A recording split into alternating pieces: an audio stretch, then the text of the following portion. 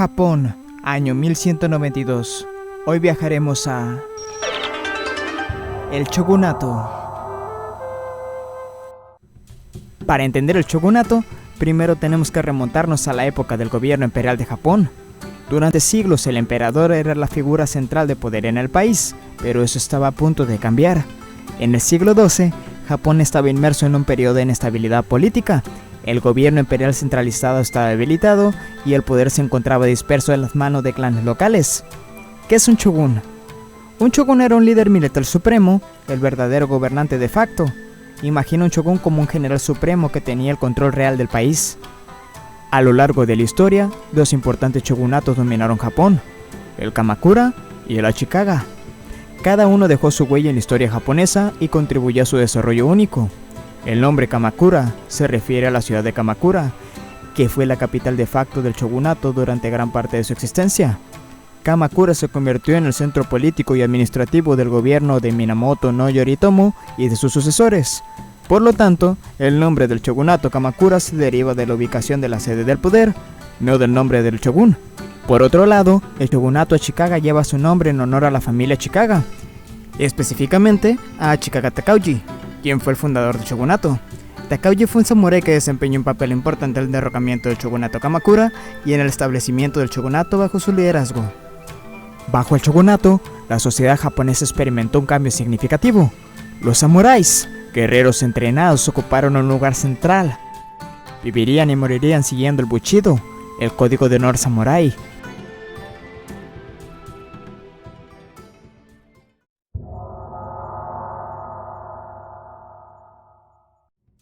Ahora conozcamos a nuestro protagonista.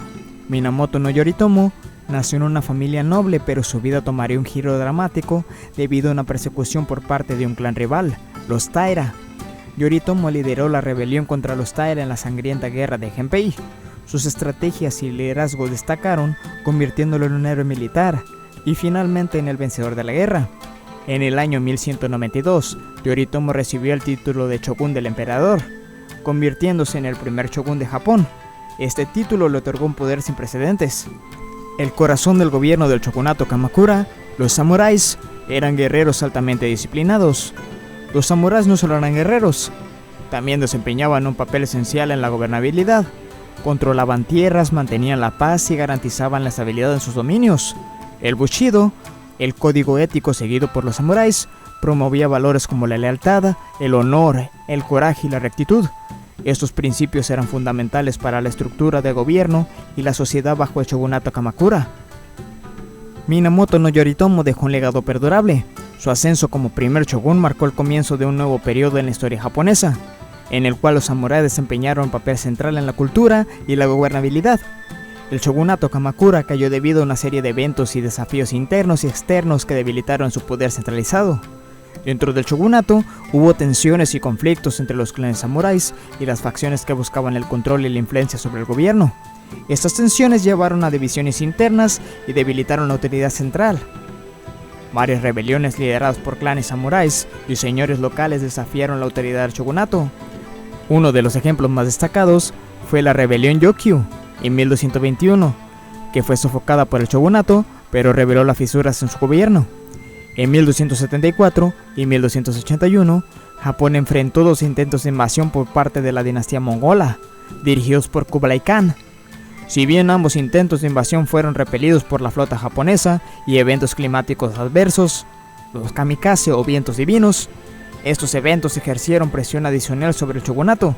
El clan Hojo, quien había ejercido control efectivo sobre el shogunato, también experimentó luchas internas y un declive en su autoridad. Esto debilitó aún más el gobierno centralizado. El clan Hojo se originó en el contexto del shogunato Kamakura. El clan Hojo, una familia samurái poderosa y astuta, asumía el control efectivo del shogunato como regentes en nombre de los shogunes Minamoto, quienes eran líderes nominales pero en gran medida controlados por los Hojo. Aunque los shogunes Minamoto ostentaban el título de líderes militares, en realidad eran los Hojo quienes gobernaban en su nombre. Esta regencia efectiva permitió que los Hojo ejercieran un poder significativo en Japón durante varias décadas. El emperador Go-Daigo, quien había sido exiliado por el shogunato Kamakura, lideró un movimiento para restaurar el poder imperial centralizado. reunió una coalición de fuerzas, incluyó samuráis rebeldes y el clan Ashikaga, y finalmente derrocó al shogunato Hojo en la revolución Kenmu de 1333. Tras la caída del shogunato Kamakura, Ashikaga Takauji, como lo mencionamos al principio del video, samurái que había luchado en nombre del emperador Go-Daigo, estableció el shogunato Ashikaga en 1336 en Muromachi, Kioto, histórica capital imperial de Japón, marcando el final del shogunato Kamakura y el comienzo de una nueva era.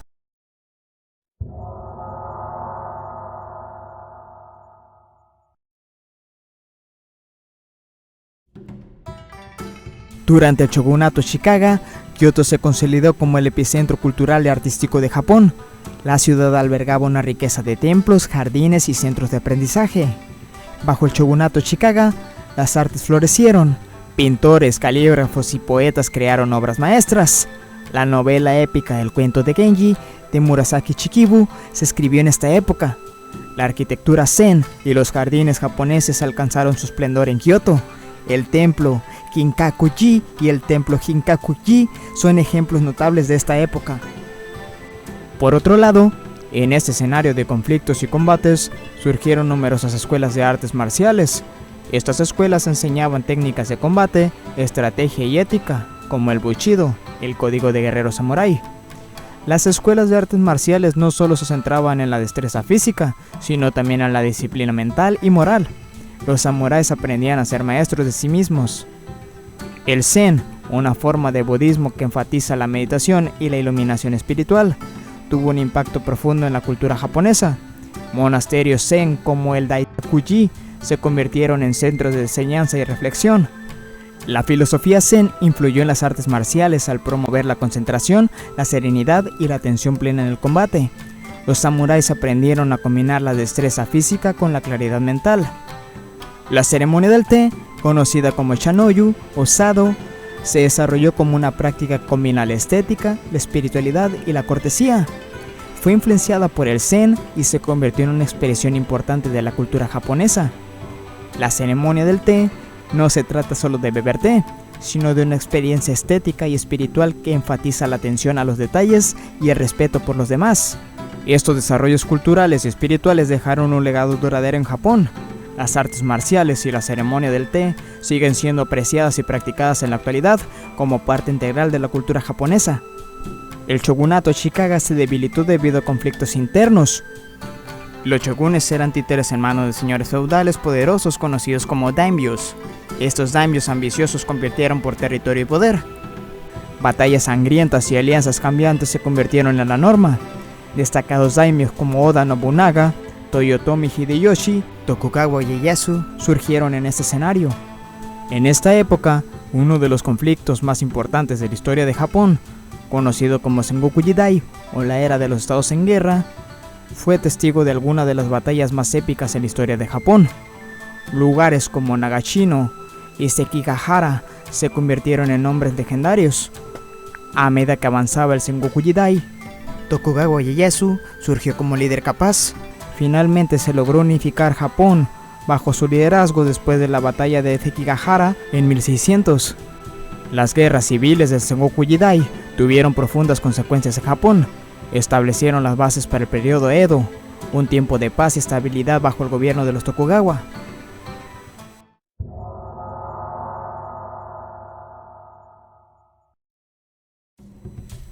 Durante el periodo Edo, Japón experimentó un largo periodo de paz y estabilidad interna.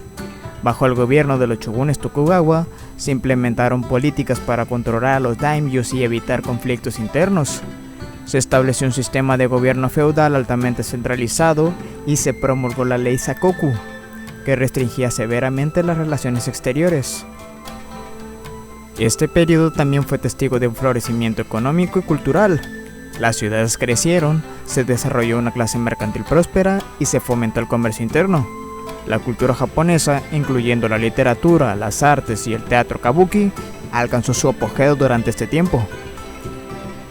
La transición del Sengoku Jidai al periodo Edo fue un periodo crucial en la historia de Japón, que transformó a la nación de un estado fragmentado y en constante conflicto en una sociedad altamente organizada y aislada del mundo exterior.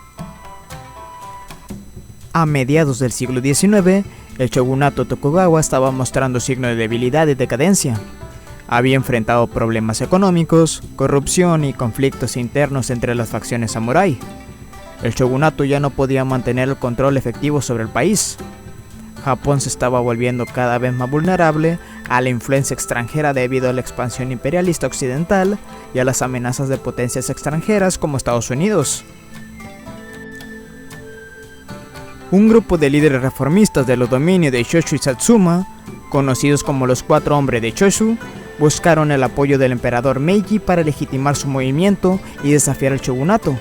El emperador, quien había estado en gran medida relegado a un papel ceremonial durante siglos, aunque no tenía un poder real, su restauración al trono simbolizaría el renacimiento del poder imperial en Japón.